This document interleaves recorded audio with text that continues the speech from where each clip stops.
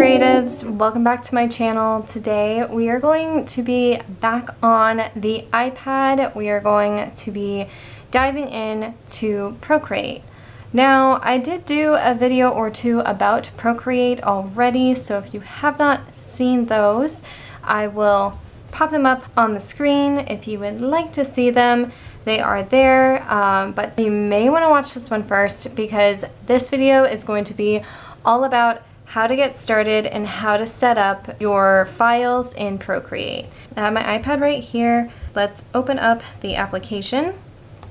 When you first open up the app, there is some already preloaded pieces of artwork in here. We will look into those, and also we will look into how to set up your first artboard and go through everything that Procreate has to offer. But first, go ahead and give this video a thumbs up and subscribe if you haven't already. I know that there are a lot of you here now, so hi, my name is Angela and I'm an illustrator and a graphic designer. I make videos all about illustration and graphic design using all the programs that illustrators and designers use. I provide tutorials and such like that.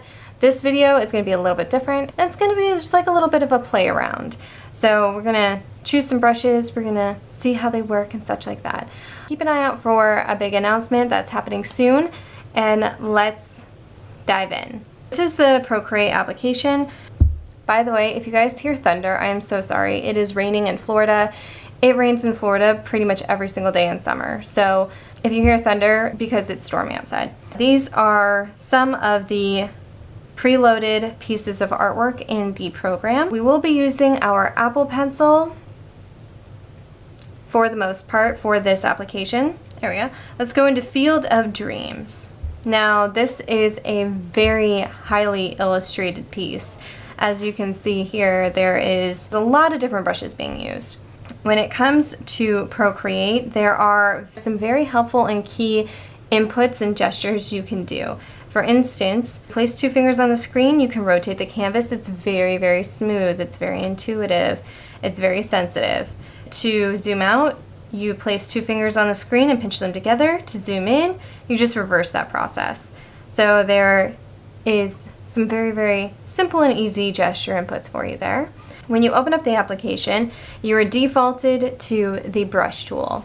All your tools are up here on the top toolbar here, and the main tools you're going to be using are on the right, and then there are selections on the left. Over here to the side is your slider. These sliders are for brush size. Can you see that? And also opacity, how transparent or opaque your brush is. I usually keep it at 100 unless I'm doing something really intricate. You also have your color picker in here. You can move it around the screen and choose whatever color you want. This is an already completed piece of artwork. Let's go ahead and open up our layers panel. Our layers panel is up here on the right corner. We're going to tap on everything that you do in here. It requires a tap with either your finger or the Apple Pencil. So there is that. So when you tap on the layers panel, which is the two pages here, you'll see the layers.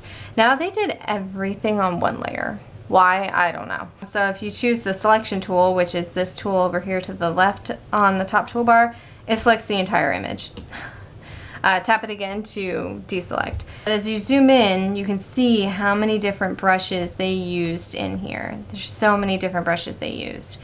So let's create our own piece of work. We're not going to create a full piece, we're just going to explore some of the brushes and set up an artboard and all that. Let's go back to the gallery. You can always go back to the gallery and it will automatically save your work, which is so handy and so nice. The way to create a new artboard is when you're on the home page, you can select import, or you can choose a photo, and then there is this plus sign. We're going to create a new artboard, so I'm going to press the plus sign. And when you press the plus sign here, there are a lot of choices. Now, you can create a new preset artboard, which is this little icon here. And these are all the new canvases that are already preset in the program. In here, it gives you the screen size, it gives you the color model that the artboard has been created in, and also the screen size in pixels. You can also create them in inches or whatever metrics you want to use. I'm going to do a substandard artboard. So I'm going to go with A4, and since we're only working digitally, it's not going to be printed, I'm going to stay in the RGB color model. And it pops open just like this. You may not be able to see it so clearly, but past the artboard there is a grid outlying behind it. The way to find your grids, if you want to set up grids and guides, there is this little wrench up here on the top left toolbar. If you tap on that, there's a whole bunch of actions that are available to you.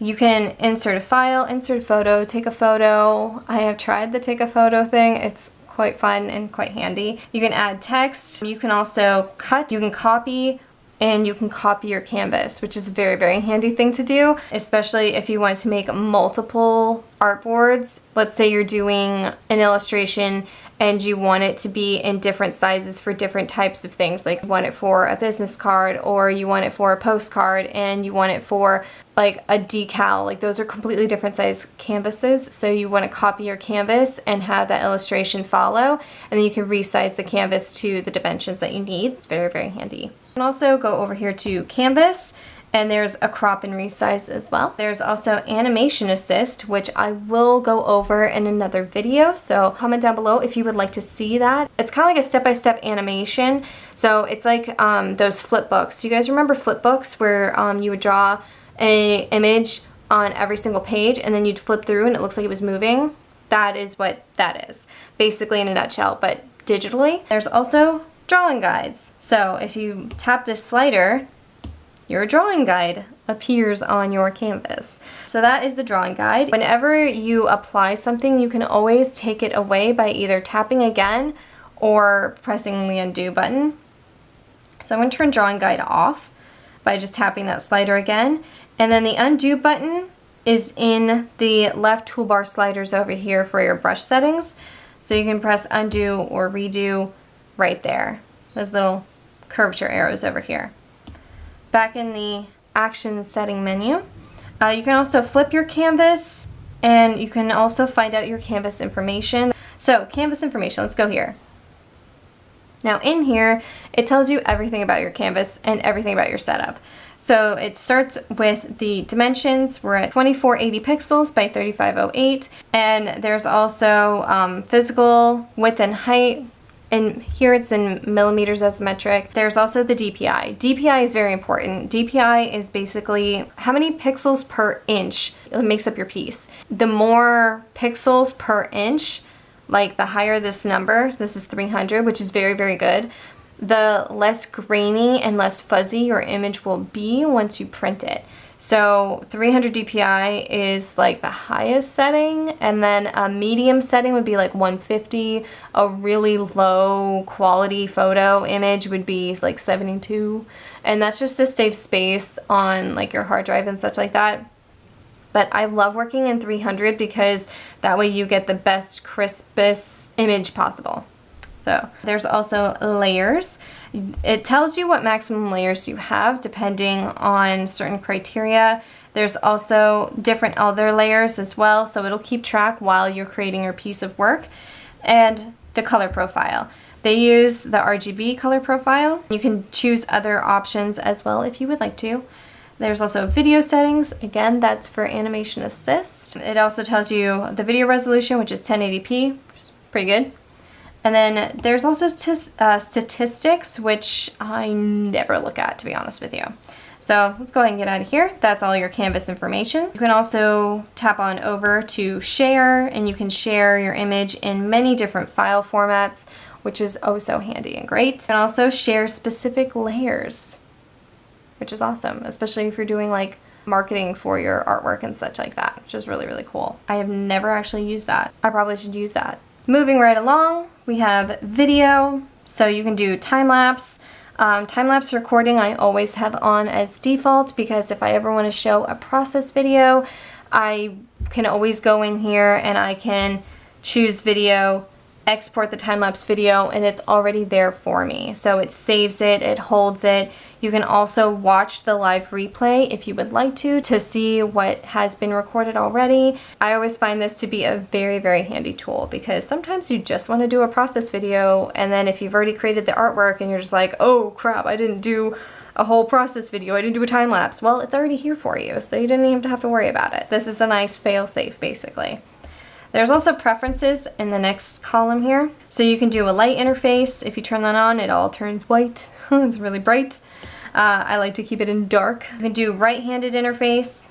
So it flips this over to the right hand. Me, by default, it's on the left hand. I never had a problem with it, so I just keep it that way. And then brush cursor. You can turn it off and no brush cursor.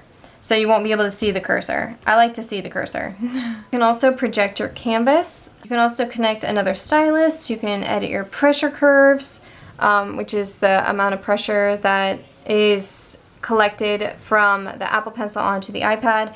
You can also do gesture controls. Now, gesture controls, I really love this because you can edit them however you wish. So if you work a specific type of way, this will really help you, especially if you don't have one of these, which is this really handy Gaumont glove. You can get these on Amazon. Honestly, they're really, really inexpensive and easy to get. I will link mine in the description down below for you guys. This just keeps me from selecting anything from my hand for gesture inputs that I don't want on my canvas when I'm creating. So this is where you fix all of those mistakes and problems. Okay, let's say that you are trying to draw something, for instance, a circle, and then you're like, oh, perfect, I have a circle, and then you accidentally use one finger instead of two to try and move your canvas, and then you make a mark. Well, there is a very easy way in your settings menu here under gesture controls to make sure that that doesn't happen. So you can just disable touch actions and it will keep you from doing that. You click done. No matter how much you touch the canvas, it doesn't do anything. You take all of that frustration away by simply tapping the wrench, selecting gesture controls. Under general, you just disable touch actions. Double finger tap and it does undo everything. Triple finger tap to redo everything. Those gesture controls I do suggest keeping in there because this saves a lot of time. There's a lot of other gesture controls in here. They're all marked by category here, so you can go through and mess with every single one. I do suggest exploring this a lot more because it is very handy to be able to modify the way the program reacts. So this is all personal choice. I'm going to click done. Let's go into the next menu, which is adjustments. We have a lot of different options here. Zoom in here for you. And let's just draw, what shall we draw? Let's draw a circle. Let's pick a nice color. Oh, by the way, I'm jumping ahead here, guys, sorry. Your color selector, your color palettes, everything to do with color is right here in the top right-hand toolbar, this little circle here. This is all of your color. This is where you choose all your colors, all your palettes. As you can see, I've made quite a few. Ooh, this fall pattern. I love this fall pattern palette that I created. You can create your own palettes as well. You can go through disc mode, which is your standard color wheel. You can also go through to classic mode if you prefer sliders. There's a harmonizing mode, which I find very handy when trying to create color palettes. And there's also value mode if you are very specific and you like to type in your values. And there's hexadecimal code as well. If you guys have not seen that video where I explain color theory in hexadecimal, it's a pretty technical video, so for all you technical fans out there, that's right there for you too. But this is palette view, which is the last one. I prefer to stay in palette view unless I'm choosing a new color. So let's choose a cute pink color. Ooh, here's a cute pink color. All right. We're defaulted to the brush tool, and the brush tool typically is defaulted to monoline under calligraphy. By tapping the brush icon in the top toolbar, you are already showcased to a lot of different brush categories. So this is your entire brush library. You can add more, but there is so many choices here. From inking, there's also drawing, which is all your pencils, your Conte, there's so much. And then there's painting, again, artistic, calligraphy. I personally stick with calligraphy. It works really well for me. So I'm gonna stick with calligraphy and monoline. I'll show you guys a few brushes though. Tap on that brush cursor again, and that will hide the drop-down menu. Now I'm gonna just make a circle. You can make a circle by just drawing it yourself, or 2-finger tap to undo. Draw the circle. If you want a perfect circle, hold it in place until it says ellipse created. Pull out and push in, and you can choose whatever size you want, and it creates a perfect circle. Oh my gosh, this is so handy. All right, I'm gonna release there. You guys have probably seen all over social media about Procreate's handy dandy tap and drop. Tap and drop a color inside a shape just like that. Very, very time saving. So now that we have our circle here, we can then make lots of different choices for this adjustments drop-down menu here. So there's hue, saturation, and brightness. You can do it based on the layer or on the pencil, so whatever you draw. I'm gonna choose the layer. You can change the hue, just like so, by dragging the little dot on each slider. It's kind of like a party in here now. There we go. And then you can also change the saturation. So if you want this more salmon colored versus pink or what have you. And then you can also change the brightness. You can do color balance. You can also do curves. If you worked in Photoshop before, you'll know what curves is. Let me just select it for you. Let's just do layer. And this is what the curves, it's kind of like a planogram, or maybe not a planogram. It's kind of like a bar graph type of thing where you can put points, you drag it up and down like so in each color module, and it will change the settings of the colors for you. You can also create blur effects. Now this is super handy because blurs really help you to get either motion or create really nice soft blends, especially if you're doing like portraits or such like that, or if you're creating characters. My favorite is Gaussian blur. Everyone has their preference, but Gaussian blur is really fun. It'll say at the top, Gaussian blur slide to adjust. You can literally slide anywhere on the canvas and it will adjust it. You see that? It's there and then disappears. It's there, it disappears. And you can take this at multiple stages. You can make it just like a really nice soft blur. You can do very minimal blur, whatever you wish. Tap on the magic wand again to get out of those settings. Double finger tap the screen and it will undo it. There's a lot of other things. You can add noise. You can bloom. What's bloom? Guys, I don't know what bloom is. Alright, let's check it out. Size. Burn. Transition. Oh, that's interesting. Okay. So if you drag your Apple Pencil on the artboard across the screen, it seems to add a difference effect and another lighting effect and a blur all at once. So this is a preset. Okay, so we can take the burn down. The size we can take down as well. That's the outer sizing.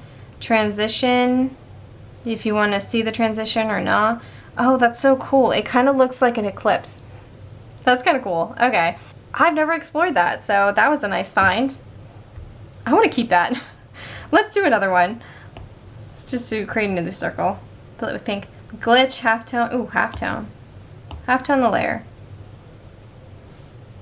Newspaper. That's interesting. Whoa. It pointillizes it. That's really cool. You get different effects. That's really cool. Okay, I really like that. So as you can see, you can do it per layer or per pencil. So the layer, it applies it to everything on the layer. To add a new layer, which we're going to do right now, tap on these double pages over here, and this is your layers panel. Tap the plus sign, it creates a new layer. I'm going to create another circle. Remember to hold, once you've completed your circle, hold it there for a few seconds and it'll create the shape for you in a perfectly constrained shape. There we go. There's a lot more adjustments here. Chromatic aberration. I have never explored that one, so let's explore that one. Let's do displace, blur, transparency.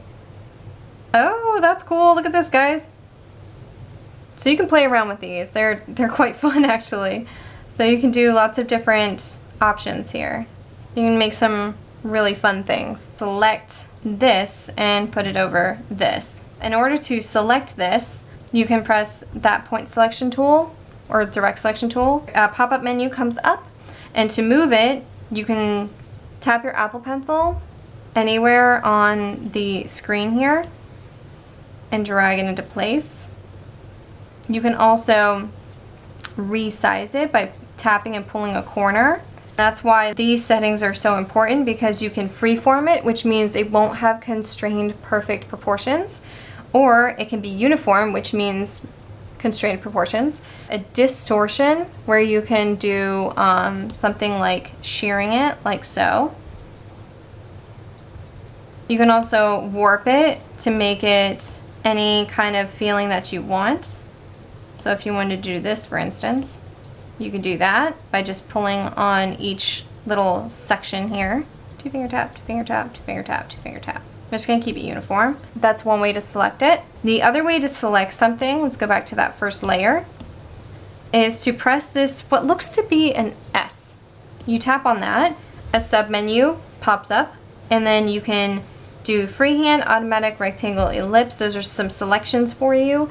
I prefer freehand because I like to freehand stuff. What this does is it works kind of like the magic wand selection tool in Photoshop. So you draw around the shape you want to select, choose the selection tool. This works really well if you have multiple things on one layer. So if you only want to select one thing and not both at the same time, this is a perfect way to do so. And then you can move it once it's selected. Tap the point selection tool again, or the direct selection tool again, to get out of the menu, and you have your item moved for you. There's so many options available here. If we zoom in, but there's also other tools over here that we have not used. This icon here, which looks kind of like a finger, is the smudge tool. Now, the smudge tool uses these slider settings over here, size and opacity. And what the smudge tool does is it blurs and smudges everything together. You know how, if you've ever done fine art, you know how when you're messing with charcoal, you take your finger and you smudge the charcoal on the page and it gives like this nice soft blurring effect? That's basically what this does. I'm going to smudge the center of this to give it a nice soft blurring effect. This is another way to get those really nice soft blends, especially if you're doing portraiture and such like that.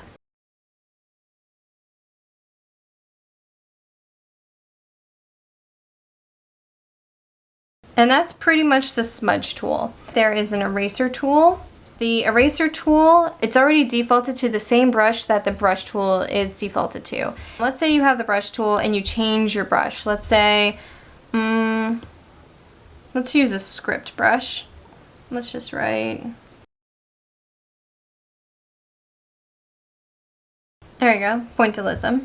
Let's say your brush was the script brush and you want to erase. You don't want to erase like this because it's not the same brush. You want to erase with the same brush that you are currently using. So if you tap and hold, it will then transfer over to the eraser tool. And now, remember earlier when I said that there is a time lapse? You can always go into the wrench, go to video, Time-lapse Replay, and you can see the replay of everything that we created. How cool is that? So it's like a full sped up time lapse. You can just tap done. That's the replay. You can export it and you can have like a full feature length video of everything you have done. And if you ever are like working and you really don't like something that you created on a layer, which is why you should always do things on multiple layers, go into the layers panel, slide the layer to the left, and then you can delete it. To double finger tap on the screen to undo. You can also slide it to the left. You can duplicate it. I'm going to delete that. You can also slide it to the left and you can lock the layer in place. If you tap on a selected layer, another submenu opens up and gives you a lot more options. So you can do drawing assist, there's reference, you can clear the entire layer, you can copy it, you can select everything on the layer, you can do masks. There's so many choices here that are available. But this is just the beginning, this is just the setup. And then if you were ever like done creating what you're creating, you can tap the gallery. It'll save all of your changes for you and save it as a new untitled piece. If you ever want to go back into it, you can just tap right back into it and it's there for you. I'm going to go ahead and delete this word here because we don't need it here. You know, I never changed the background of the canvas. If you tap on your layers panel, there is a defaulted layer called background color. If you tap on that, it takes you directly to all of your palettes or whatever your default color view is, and you can change that. So let's change it to, there we go. Now if you want to center something and you have like all your work on like shoved to one side like I do, and you want to select everything, tap on the layers menu. One layer will be default selected. Slide the other layer to the right. You'll see that it's slightly highlighted in a deeper, more transparent blue. Both of those layers are then selected. Press your direct selection tool, and then you can move everything. Boy, that halftone thing's really cool, isn't it? Let's add a layer. If you want to restack and reorder your layers, grab the layer, drag it, release, and it reorders your layers for you. I'm going to create a square. I'm going to go to this quick selection, this S icon, tap on rectangle. I'm going to choose a color. Let's choose, well, it doesn't matter what color we choose, to be honest with you. You can choose whatever color you want. Now I'm going to choose the magic wand, halftone. I'm going to do halftone. And it creates like this nice textured background for the piece. Now let's go back into our adjustments menu and let's see what glitch does. Let's do the entire layer. Ooh, artifact, wave, signal, diverge. Okay, there's lots of different options here, so let's play around. Let's do wave.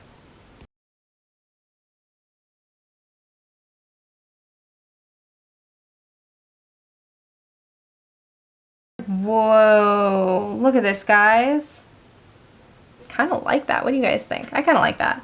Go look through everything. There's so much that you can do with this. You can also add new brushes. So I will showcase that in another video if you guys would like to see how to add your own brushes, how to create your own brushes and such like that for Procreate. So you can literally create whatever you want. That is it for Procreate. I hope you guys enjoyed this video. Go ahead and give this video a like, subscribe, and don't forget to turn your notification bell on. I know some of you do have the notifications turned on. Thank you so much. I appreciate it. If you guys want to see more Procreate videos, just go ahead and leave me a comment down below. Let me know what you would like to see, and I will definitely create that for you guys. Thank you all for watching, and I will see you soon, creatives.